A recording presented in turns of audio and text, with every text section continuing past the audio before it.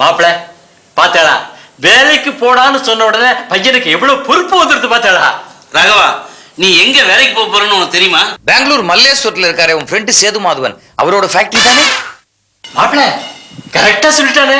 இப்பெல்லாம் கரெக்டா சொல்லாட்டி தான் நாங்க ஆச்சரியப்படுறது. ராகவா, நாளைக்கு பெங்களூர்ல உனக்கு இன்டர்வியூல கேட்கிற கேள்விகளுக்கெல்லாம் ஒழுங்கா பதில் சொல்லணும். அப்பா ஒரு நிமிஷம். என்னடா வேலை பாக்குற? ஒரு நிமிஷம்.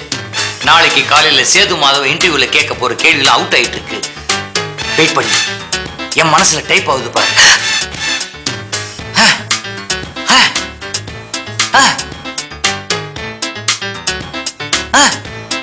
Okay, very good. தாத்தா, இந்த கேள்விக்கு ஆன்சர் ரெடி பண்ணி வை, இல்லாட்டா ஆன்சர் நானே ரெடி பண்றேன். காலையில ட்ரெயின்ல படிச்சுக்கலாம். ஓகே? கஷ்டம். இந்த பிள்ளை பிறக்கணும்னு எந்த கோயிலம்மா வேண்டிட்ட? மாமா சத்த சும்மா இருக்கேடா. லக்ஷ்மி, நாளை காலையில 7:30 மணிக்கு பிருந்தாவன் எக்ஸ்பிரஸ் ராகவன் ட்ரெஸ் எல்லாம் எடுத்து வை. 6 மணிக்கெல்லாம் நாங்க ஸ்டேஷன்ல இருக்கணும். அப்பா, நாளைக்கு காலையில் 7:30 மணிக்கு ட்ரெயின்னாக்க நாம 6 மணிக்கு கிளம்பணும். அம்மா 4 மணிக்கே எழுந்து எல்லா காரியமும் செய்யணும். எதுக்காக அம்மாவை அனாவசியமா சிரமப்படுத்தணும்? அதனால பிருந்தாவன் எக்ஸ்பிரஸ் போற வழியில நம்ம வீட்டுல வந்து பிக்கப் பண்ணி சொல்லட்டுமா? ஐயோ, ரயில் ஆத்துக்குள்ள வரக்கூடாது, நம்மளும் அங்க போய் ஏறிக்கணும். டிரைவர் என் ஃப்ரெண்டு தான். ஐயோ, யாரா இருந்தாலும் ரயில் வரக்கூடாதுடா. வேணா இப்படி பண்ணலாமா? எப்படி? மல்லேஸ்வரத்தை காவேரியோட நேர தமிழ்நாட்டுக்கு கொண்டு வந்துட்டுமா? தமிழ்நாட்டுக்கு தண்ணி வந்த மாதிரி இருக்கும், தமிழ்நாட்டுல ஒரு ஃபேக்டரி வந்த மாதிரி இருக்கும். ஐயோ, அதெல்லாம் பிரச்சனை ஆயிடும்ப்பா. வா பாரு, எனக்கு ரொம்ப பசிக்கிற, ரொம்ப நேரம் இங்க நின்னுட்டேனா. வாடா, எனக்கு ஏதாவது எடுத்துக்குறா. வாடா. ஏண்டா நீ பெங்களூர் வர போறது சேது மாதவன் சொல்லிட்டியோ? ஓ, சொல்லிட்டேனே.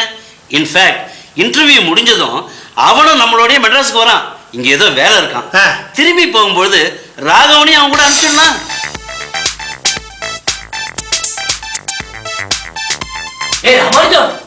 சேது மாதவா, என்னது இது? நானும் ராகவனும் நாளை காலம் வர பெங்களூருக்கு உன்னை பார்க்க வரதா இருக்கும். அதுக்குள்ள நீ வந்து நிக்கிற. என்னடா சொல்ற? நீ தான் ராகவ இன்டர்வியூ முடிஞ்ச உடனே அவங்க கூட வர சொன்ன, அதான் நான் வந்திருக்கேன். என்னடா சொல்ற? நீ ஏன்டா பெங்களூர் வரல?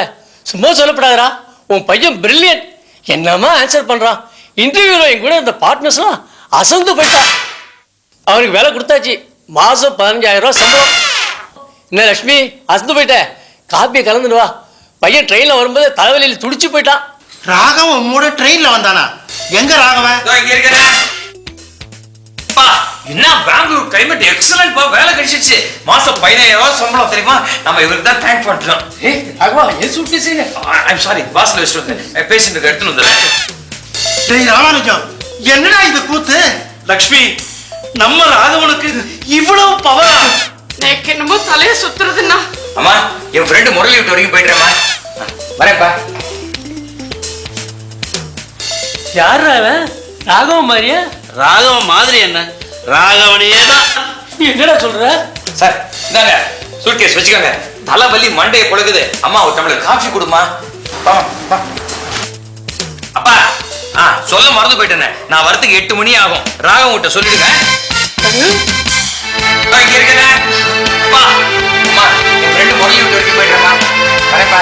சார் இந்தாங்க சூட்கேஸ் வச்சுக்கோங்க. தலைவலி மண்டையை பொழுகுது. அம்மா ஒரு டம்ளர் காஃபி கொடுமா.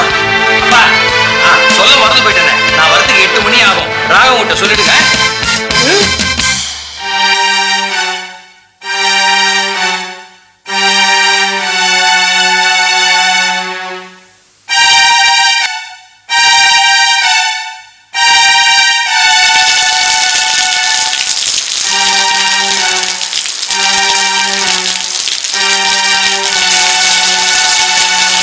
ராமானுஜம், நான் சொல்றதை கேளு.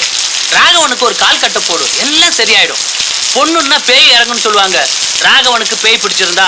கல்யாணமானா பைத்தியம் தெரியும்னு சொல்லுவாங்க, ராகவனுக்கு பைத்தியம் பிடிச்சிருந்தா. என்ன சொல்ற டாக்டர்?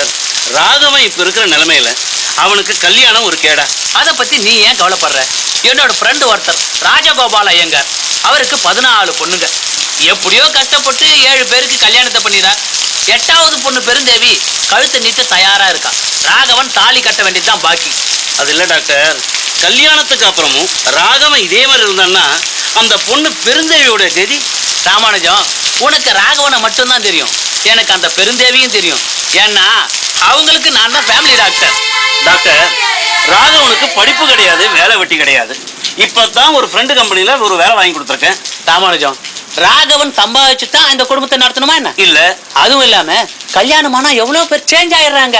அதுக்குல்ல டாக்டர். நீங்க ஒன்னும் சொல்ல வேணாம். இவங்க 2 பேர் ஜாதகத்தையும் எங்க ஃபேமிலி ஜோசியர் நெல்லை வசந்தங்கிட்ட காமிச்சேன். ஜாதக பொருத்தம் அபாரமா 7க்கு 8 பொருத்தம் இருக்குன்றாரு. அதுவும் இல்லாம கல்யாணத்துக்கு அப்புறம் ராகவன் எங்கேயோ போயிடுவான்னு அவரே சொல்லிட்டாரு.